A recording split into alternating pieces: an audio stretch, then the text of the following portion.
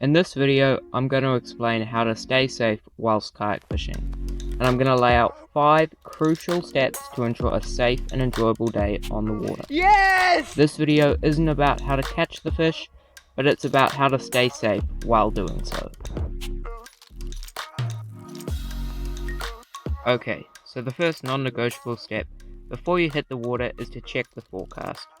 Understanding what the weather is doing will help you to avoid any dangerous conditions, headwinds, swells, and/or currents that could hinder your ability to get home, and more importantly, could hinder your ability to catch fish. Trying to hold position here, it's super windy. It's almost too windy to fish now.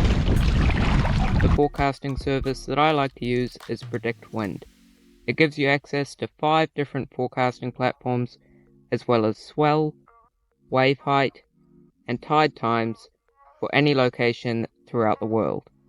It also gives you access to wind charts, swell maps, and isobar maps to help you better understand the pressure systems, highs and lows, and any incoming fronts.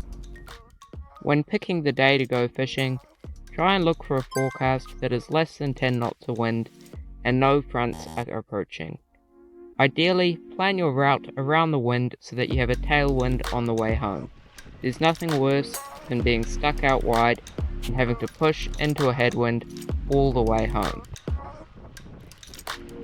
When fishing in an area that has strong tidal flow, such as a harbour or river mouth, it's important to understand what way that current flows. Getting local knowledge is a great way to understand this, so check the tide time and check which way the current flows, as in some of the New Zealand harbours, the tide can sometimes be much stronger than you can paddle against. Mate, there's a bit of current running there. And it can be quite dangerous, so always ensure you know what the tide is doing. So you've found some good weather and made a plan. The next step towards a safe trip is carrying the crucial safety equipment, first and foremost being your life jacket. Life jackets are the ocean's seatbelt, and it's important to always wear one whenever you hit the water. With many styles to choose from, it can be a bit overwhelming. But for us kayak fishers, it's best to opt for a vest style life jacket that doesn't restrict movement and allows us to swim comfortably should you end up in the water. I recommend trying on different styles of life jackets to find the one that best suits you. I personally use the Freedom Vest from Burnsco, New Zealand. For myself, these forms of communication include my cell phone and a waterproof case and a personal locator beacon. It's important to keep these communication devices on your person at all times in case you should become separated from your vessel. In kayaks and small boats, we are fully exposed to the weather. Therefore, it's important to choose the appropriate clothing. Think lightweight, warm, and breathable. No matter the weather, the sun is dangerous, so opt for UV resistant clothing. I personally wear an Edge long sleeve fishing shirt, face buff, cap, and good quality sunglasses. In cooler climates, warmth is an issue, but simply wrapping up in a hoodie and sweatpants won't cut it. Clothing worn on the kayak needs to be able to get wet and stay warm, so opt for neoprene, merino, and waterproof options. For myself, I wear a long sleeve neoprene and bamboo thermal as a base layer.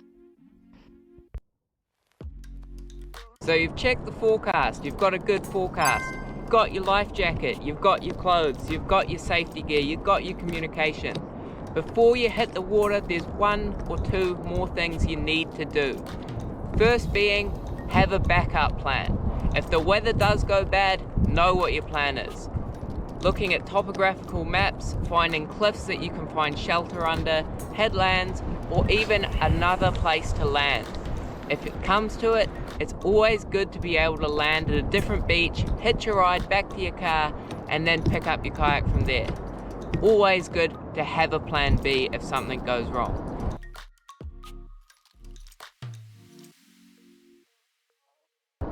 The final thing you need to do before you hit the water is to tell someone where you're going. Let someone know. If you don't show up and no one knows you're out on the water, in the first place, no one's going to be looking for you. So let someone know before you hit the water. And then, if you do have a problem, you know someone's looking for you. Remember, always stay within your comfort zones and know what you're confident doing. Know your limits and don't push it too far. If in doubt, don't go out. But anyway guys, tight lines, get out there, get into it. I hope you have a good time on the water.